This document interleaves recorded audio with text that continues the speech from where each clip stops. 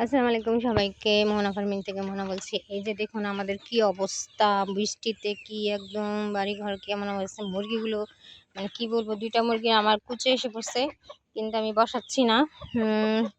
কি একটা দুরবস্থা। এখন কোথায় কুচে বসাবো, কোথায় কি করব, ঝামেলা পড়ে গেছি। কারণ সব ঘরে আমার মুরগি আটকে রাখতে হচ্ছে, এর জন্য আরো ঝামেলা। মুরগি ভিজে কি অবস্থা হচ্ছে দেখুন, মুরগি ভিজে আছে। কারণ আমার ঘরের অবস্থা অনেক খারাপ। ঘর ঠিক করবো, কতবারই বলতেছি অনেক ভিডিওতে, ঠিক করবো, ঠিক করা হচ্ছে না। অলরেডি আমি আমার বাচ্চাগুলো আটকে রাখছি, আজকে ছাড়ি নেই ভয়ের চড়ে। হ্যাঁ, বাচ্চাগুলো দেখাই, বাচ্চাগুলো কি আটকে রাখছি। ওরে আল্লাহ রে, এই যে আর একটু দুর্বল করতেছে, এই চাপো।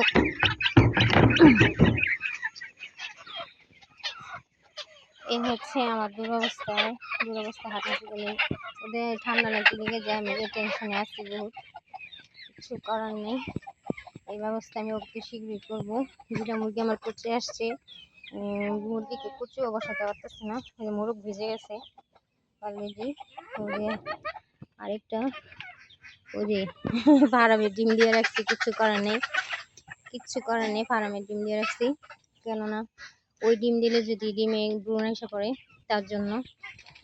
এই হচ্ছে আমার অবস্থা, দুরবস্থা। আর এই যে হাঁস, ওরে আল্লাহ রে, হাঁসের কথা কি বলবো, ওরা তো মনে করেন পোড়া বাড়িতে কাদা কাদা কাদা কাদা হচ্ছে।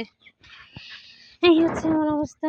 সবাই দোয়া করবেন হাঁস মুরগিগুলো যেন সুস্থ থাকে।